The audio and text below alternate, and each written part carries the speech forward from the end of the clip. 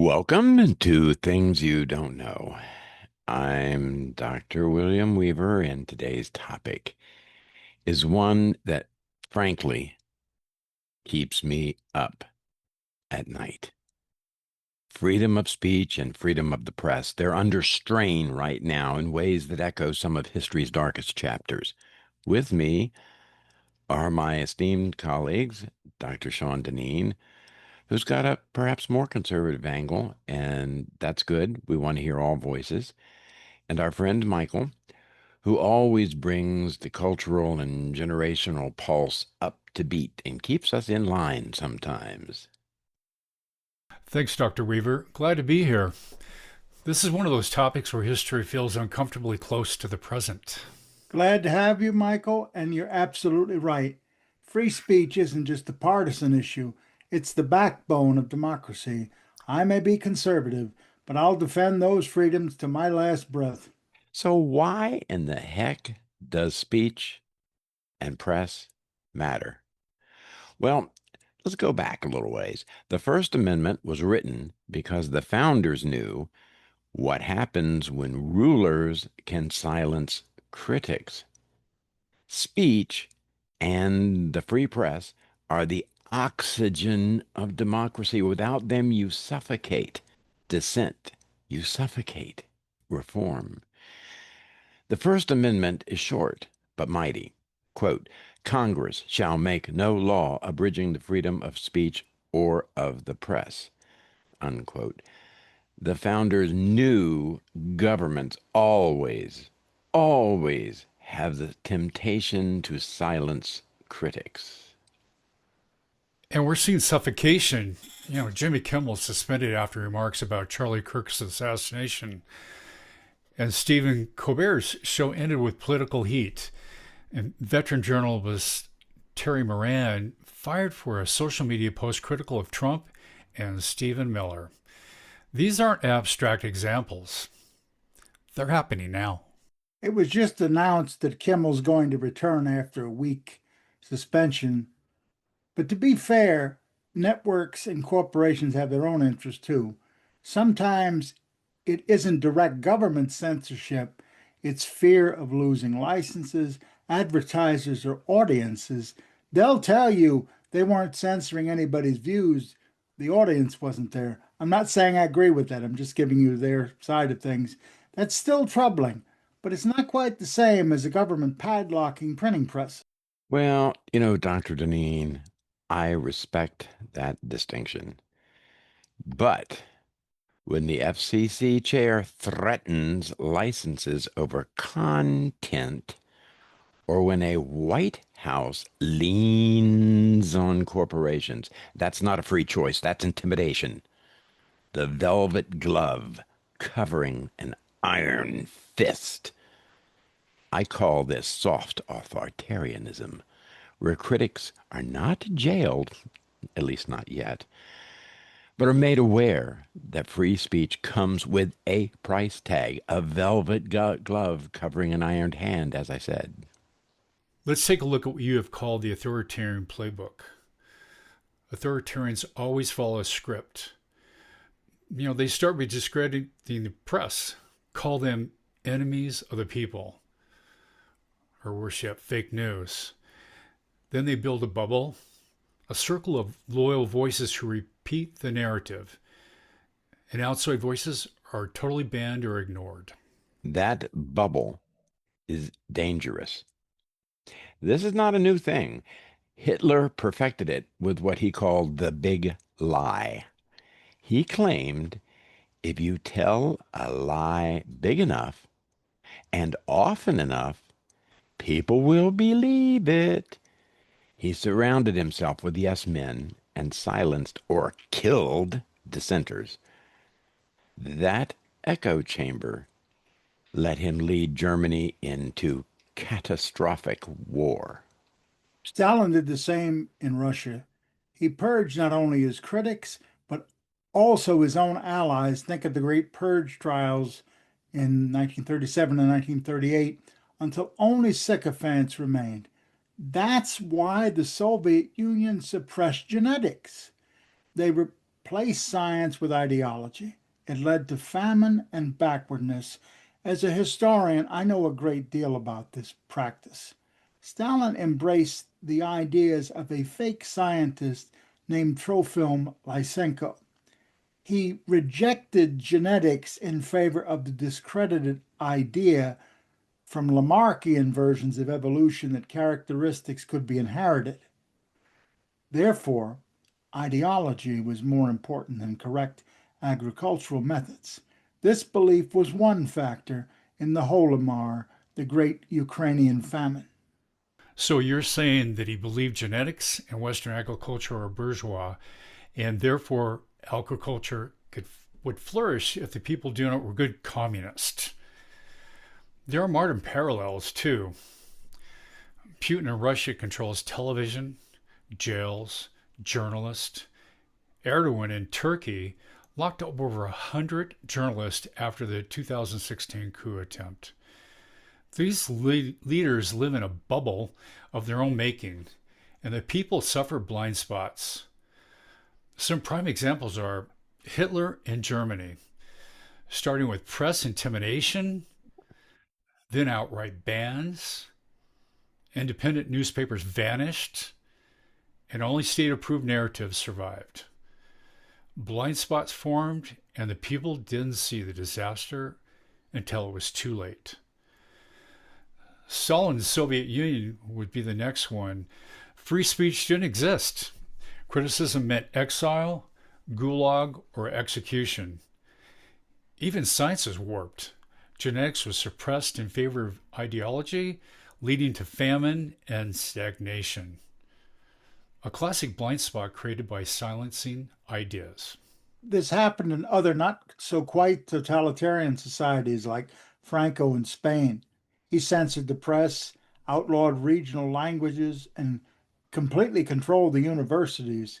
For decades, Spain's culture and science stagnated, but only after democratization did Spain flourish again.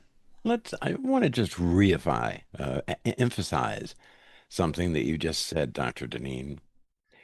For decades, Spain's culture and science stagnated. He controlled universities. Does that sort of remind you of something when we say to a university or any institution of higher education and learning, you can't look at this, or I don't like this study? What in the hell do you think that does to the advancements of science and the human race? What do you think? It causes retrogression in many areas. You got that one right.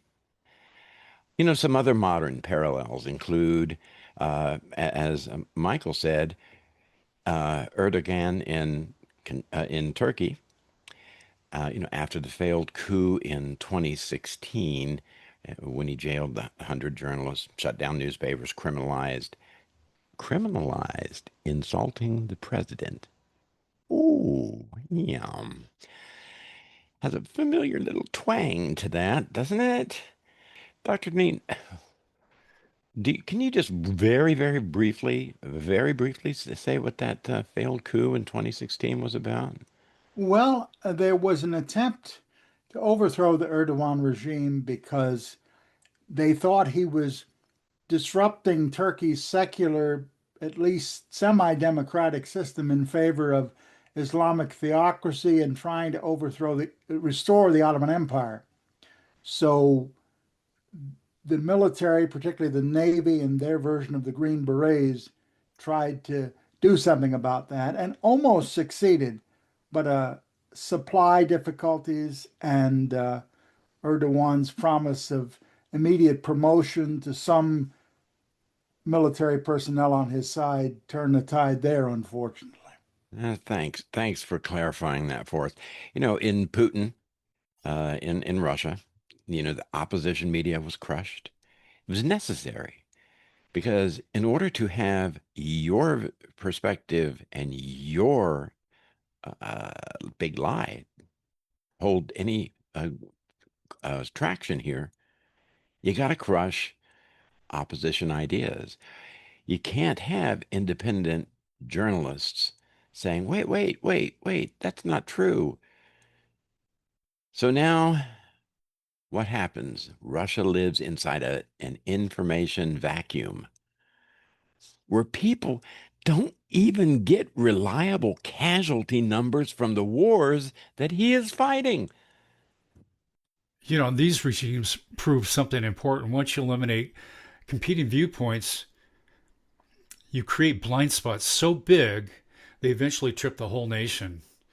Stalin's crop failures, Hitler's disaster invasions, and Putin's miscalculated war in Ukraine. All fueled by leaders hearing only what they want to hear. That's the heart of it. Blind spots. There is something called the blind spot effect. When dissent is silenced, leaders start believing their own propaganda. Reality gets filtered through yes men, and countries make catastrophic mistakes. You know, a corollary of this blind spot effect is something that I call the bubble effect, something that I actually came up with after was talking with you, Michael. What I mean by the bubble effect is that when leaders surround themselves with yes men who only speak the party line, they form a kind of bubble, insulating the leadership from any differing thoughts. Exactly. That's like driving with one eye closed, the windows fogged over, and your rearview mirror smashed.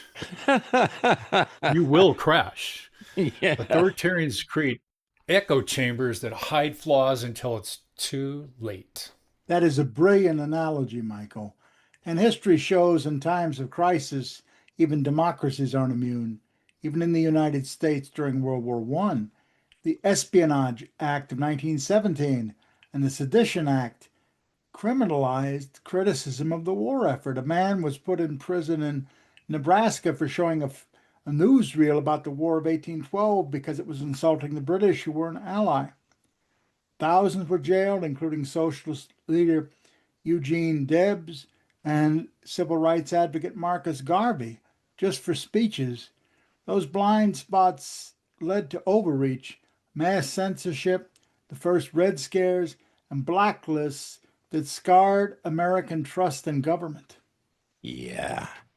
And look at McCarthyism. Careers destroyed, freedoms curtailed because dissent was painted as treason. Blind spots again. Our own history shows how dangerous it is to silence even unpopular voices. Take the blinders off, clean the windows, check your rear view mirrors. Yeah, history teaches us that this stuff is repeated over and over and over again. Do it before it's too late. Now, here's the lesson when dissent is silenced. Leaders start believing their own lies. They don't just sell propaganda, they inhale it. Yeah, it's just like living inside a hall of mirrors. Every reflection just repeats your image back. No criticism, no correction, and no reality check. And blind spots kill nations. Hitler's generals knew that invading Russia in winter was madness, but no one could contradict him. Stalin ignored the warnings about Hitler's invasion, thought it was British propaganda. Putin thought Ukraine would fall in 3 days. Yeah, Authoritarians who silence dissent lose touch with reality, and like it or not, folks, reality always wins in the end. we've seen smaller versions here too. During World War I, the Espionage and Sedition Acts, as you mentioned, Dr. Deneen, jailed people just for criticizing the war. That blind spot, that echo chamber of pseudo patriotism fueled Red Scares and McCarthyism. Yeah, back to today, if late note hosts, journalists, or even ordinary employees fear for their jobs over political speech, we're headed down a similar path. Yeah, when Jimmy Kimmel is pulled off the air, it's not just about comedy. Get real, people. It's about whether satire, one of the oldest tools of dissent, still has any space in America. But some will argue free speech has limits. What about hate speech? What about speech that incites violence or racism? That's a valid concern. The danger is, friends, once you let those in power define, quote, harmful speech, it can and will expand to mean anything critical of the government. Exactly. Authoritarians always use that justification for security, for stability, and the net keeps widening only until flattery is safe. So, what does that mean in 2025? Well, when Jimmy Kimmel was punished for satire, or when networks yank shows to avoid political backlash, it's just not entertainment news.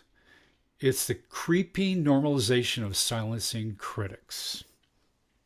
Yeah, Trump's rallies have long painted journalists as villains. He's popularized the notion of, quote, fake news. And there is some misrepresentation in news, I'm sure. But once again, take the blinders off, listen to views from all sides. That is the only way to plot a safe and productive path. That kind of language that Trump spouts builds a bubble where only loyal voices count. And when late night comedians or veteran reporters lose their jobs, that bubble tightens. It's not mass arrests yet, but it's a warning. I'll say this as coming from a more conservative point of view. Even if you like Trump and the current administration or agree with some of his policies, you should be wary of anyone surrounding themselves with sycophants, building a bubble of yes men. This applies to the left or the right. Leaders need critics to stay honest. It's extremely arrogant to assume any one point of view has a monopoly on the truth. Just very briefly, I want to mention something that I found online today. The Smothers Brothers Comedy Hour in the 60s did a lot of satire about President Johnson and his Vietnam policies. And he actually sent them a letter saying how much he enjoyed people doing that because he felt it was the foundation of freedom, and he even found some of their criticisms funny. Quite a contrast to some others. Wow, I did not know that. That is really interesting. I did used to watch the Smothers Brothers, so that was very interesting. Yeah.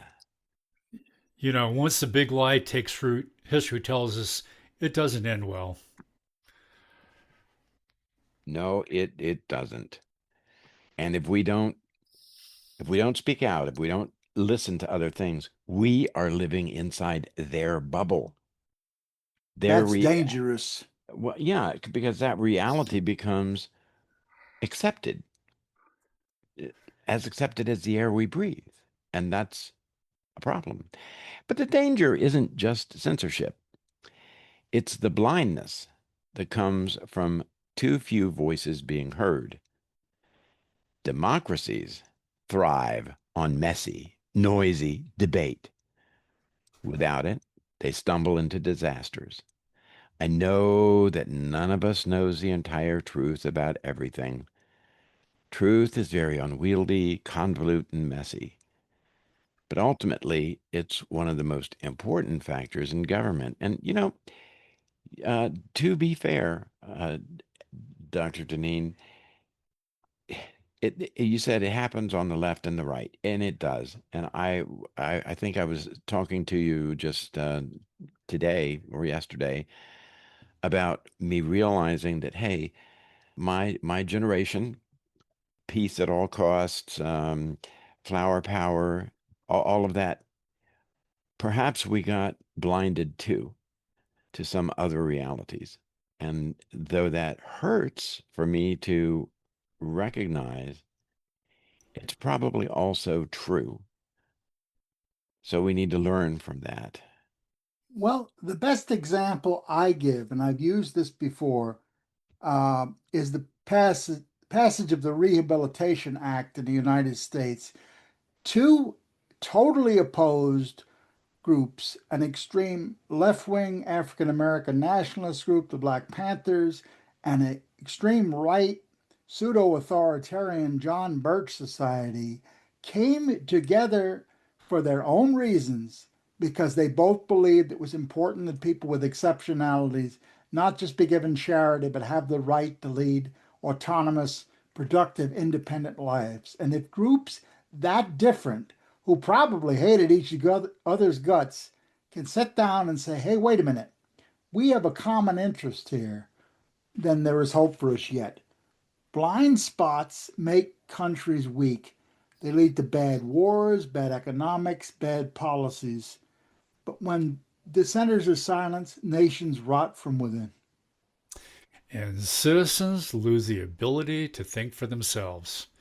The press isn't perfect, but when it's free, it gives people choices. When it's controlled, people only get to say what the bubble allows. The lesson is clear. When many viewpoints are suppressed, societies lose resilience.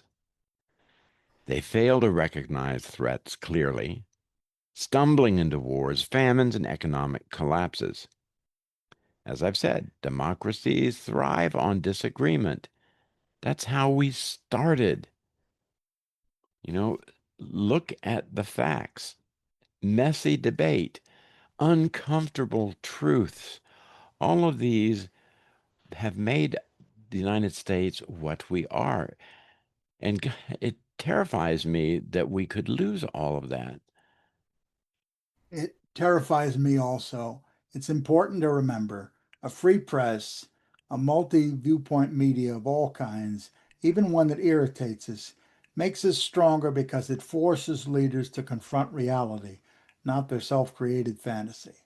As a historian, I have seen the danger of the concentration of power through limits on free expression and censorship throughout the centuries and throughout the world in so many different garbs. As Benjamin Franklin said, those who give up their liberty to secure a little temporary safety deserve neither. We must refrain from choosing comfort in the place of the right of anyone to express even abhorrent and horrible ideas. And it gives citizens the tools to think for themselves. If we accept only one official truth, we are at risk repeating history's worst mistakes. I think it's clear that history repeats itself in many ways, and if we're wise, we'll learn the patterns and use that knowledge of parallels to prevent falling into the same traps repeatedly. Freedom of speech and of the press are fragile, but they're also powerful. Once lost, though, they're really, really hard to regain. And we've seen what happens when societies embrace blind spots. Democracies fall, dictators rise, and people suffer. So, left or right, liberal or conservative, this is one freedom we should all be defending together as loudly as we can speak. Until the black limousines start arriving at my residence, and we'll see. That's sort of a joke, but not really. What makes the American Republic great is dissent, a notion that may initially seem quite strange, but becomes clearer upon reviewing the history of the United States of America. It is a critical piece of the puzzle. Patrick Henry said, "Give me liberty or give me death." I believe he was referring to many freedoms, including freedom of speech and the right to dissent, which were part of the freedoms to which he was referring. The founding fathers thought it so important that they embedded the principle in our Constitution. Without this guiding light, we're just a step away from losing any remnants of being a democratic nation of honor and character. I couldn't agree more. All of our technology, money, all of our pleasures in every form mean absolutely nothing if we cannot assert our right to be contrary to someone else's viewpoint, whether what we say is regarded as insightful or idiotic. Yeah, freedom of speech, freedom of the press, and the right to dissent are absolutely critical. We like to think of ourselves as the leader of the free world, but that title is in jeopardy. Well, we could go on and on, but I think it's time to go ahead and end today's episode. I do want to say, we would truly like to hear your comments. I would be very interested in that, and we will pay attention. I will read them. I will be careful about that, and I would thank you for it. And this has been interesting for me, and I hope informative for our listeners. Bye for now. Thank you, Michael, for joining us. And ladies and gentlemen, do leave a like and a comment. We value your comments, as I've said before. This is a labor of love for the two of us now, hopefully, Michael also. And I just want to say how much we appreciate our listeners. Bye for now.